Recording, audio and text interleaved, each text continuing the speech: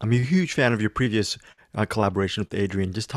I wanted to know, actually, several years ago, when did your collaboration start? Did it start first with a friendship, or did it just start with, Bullethead? Just because of that, where did that partnership start? I had never met Adrian before. I mean, love Adrian. I've been a fan of Adrian as an actor for many, many, many, many years. Obviously, of course, I sent Bullet Head to him, and he really responded. He was in the south of France painting, and he was sort of, really taking a break. He was sort of fed up with the business, I think, at the time a little bit, just enjoying painting, and art is a really big part of his life. And he read the script and really responded to it, and we had like a video call before video calling was in vogue, and he was just really sweet and really complimentary. He's right away. I think it was really clear that we just had this. We just have very similar sensibilities. Like we have really similar tastes and passions, and we hit it off right away. I think with Clean and Bullethead, can you speak to the level of your own stylistic aesthetic? Because both films could have been just great guilty pleasure B-level thrillers, and I would have loved them.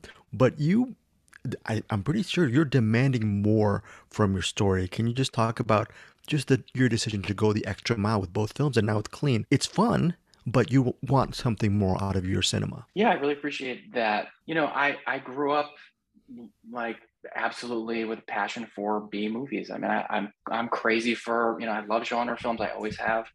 But in my own life and in my own work, I think the themes that have surfaced for me again and again are themes that you don't always find in those movies. And so for me, trying to pull those in, they're really not mutually exclusive. I mean, when there's something under the hood in a genre film, the whole vehicle just functions a lot better. You care for people, the stakes are higher, and you leave a movie ideally thinking about yourself a little bit, whether you came to eat popcorn, hang out and cheer and yell at the screen. Like, I mean, I do not begrudge anyone that, like, I think that's a sacred experience, but I like the idea that you can leave thinking about something too. I guess in layman's terms, Paul, what is the key to actually making an indie film or quote unquote low budget film, but actually making it very high production level? Because there is a lot of world building behind Clean that it looks like a 70 to $100 million movie. It could have been framed as such, but how do you do that? Just in simple terms.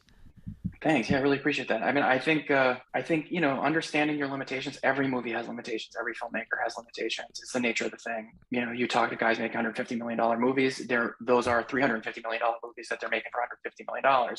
So I think the thing that I've learned over the years is just, to understand your limitations and embrace them and try to sort of turn them into assets if you can. In this case, we were working in just a really rich cinematic place, and so our locations just gave us so much, and that was a key thing. And never being afraid to simplify and to just hold, instead of trying sleight of hand, instead of trying to sort of chop everything up, just to sort of own what you're shooting and not try to kill yourself shooting coverage, but to understand, like, I have 4 shots. I'm going to make 4 shots.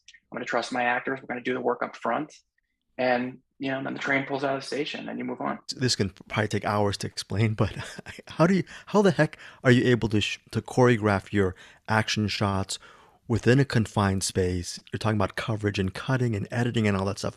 How do you do? I was blown away about how you were able to do this stuff with the restaurant, the bowling. That scene is just a tour de force. And then you have the stuff in the homes. How much do you have to prepare visually regarding your shot list, or just how do you do that? It's really important to understand that there's a whole team working on that stuff. Director does all their due diligence to find the location, to build the space, to hire the right people, to work in the space, to create the right atmosphere in the space. But on this, we had just absolutely incredible stunt coordinator. Manny Severio's old school stunt coordinator.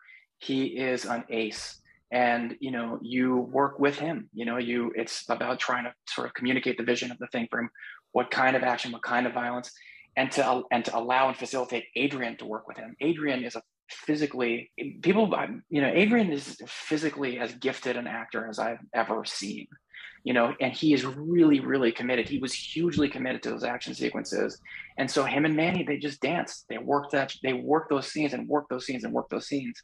And then when it was time, you only have so much time. They just did it. What is the balance in creating a movie that's violence, but ultimately it's a movie that's anti-violence. I'm thinking some of the best films really go through that genre of violence, but it's really trying to actually build a world where no, there's much more, there's humanity amidst this. And can you just talk about that balancing act and how much of a joy is it just to create something on that level? That is a really sophisticated, well articulated question. I really appreciate getting that. And I appreciate that you observed that. It's a hard balance. It's a hard balance because, it's a really thin line between exploitation and titillation and actually hitting your theme. This is a movie about a guy who is very, very good at doing a very, very bad thing. He is balletic. He's ballistic. He's a fucking force of nature. And, the filmmaking has to support that. You're not doing anyone a service by pulling punches, by sort of softening a representation of a person who is a savant at killing. There's only one way to show that, and I think you have to embrace that, or you miss the theme, or you don't communicate the theme. And there will always be people who miss it. There'll always be people who criticize any movie with violence in it and don't understand what's going on below the surface. That's okay. That's okay. Like, we knew the target in our hearts, and we shot it, and we did our best to hit it. Not to read too much into it, but just how about that subtle theme about it's okay to give an actual crap about your neighbor or for another person who is not your own blood or your own kid. Can you speak to that, how you and Adrien collaborated? Was that a big part of why both of you wanted to create this world of clean? Yeah, it's such a simple thing that we've really kind of lost over the last 2 years to a great degree in certain areas. Like, just sort of, you can't see people's faces the same way. And, it's just a lot of interpersonal stuff has been compromised. And so, this was a movie that was made before the pandemic. And I think it was, as sort of time went on, we saw how relevant it was, some of these themes. That is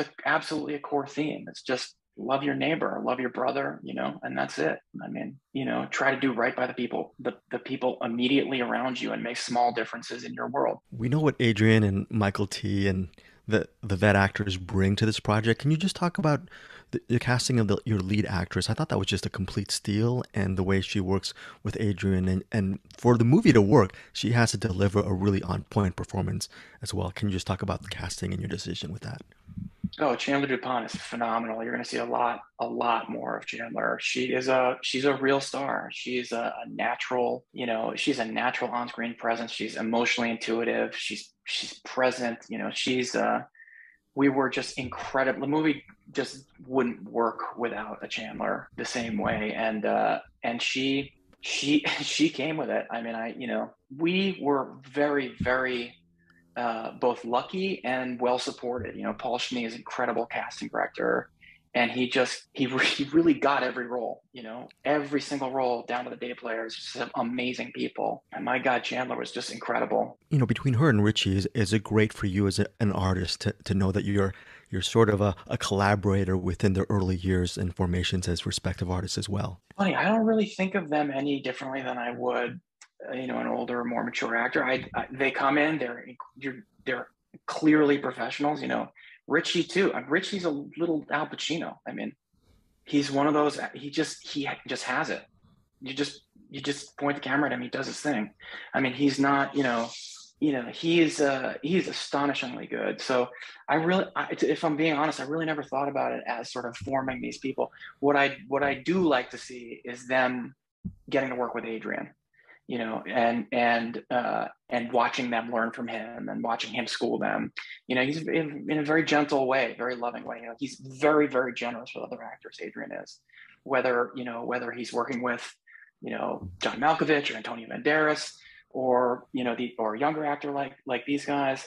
Adrien is always there. He's always on the other end. You will never ever see him leave and have them do their lines. Never in a million years. I imagine that had been done to him when he was a kid, and he's just, you'll never see anything like that from him. So that I love to see. Can you name one of your all-time favorite movies for our listeners and tell us what is it about the specific film that still resonates with you today? It's too broad a question. You got to give me a subgenre. Um, I love that. The question, it's, I'm thinking. You know what I'm thinking?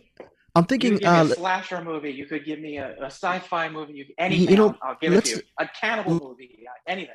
How about B level stuff? Like I'm thinking like Fritz Lang, Samuel Fuller, those kind of B movies. Sam Fuller. I like that. I mean, I'll go anything Peckinpah all day long. I will keep it broad in the Peckinpah category. Like Peckinpah movies are unapologetic without being unsophisticated. In their approach to violence and all the surrounding themes. And I think that sort of fearlessness and grit, as far as clean is concerned, the movies that Adrian and I talked a lot about were the films of the 70s. Taxi Driver and everything surrounding, like those were movies that were formative for he and I. And the sort of the atmosphere and the grit and the willingness to just get blood on you under your fingernails a little bit, those are the movies that I respond to the most. Paul, thank you so much. Really love your film, and good Thank you luck with so it. much, Greg. Great questions, man. All right, take care, man. Awesome.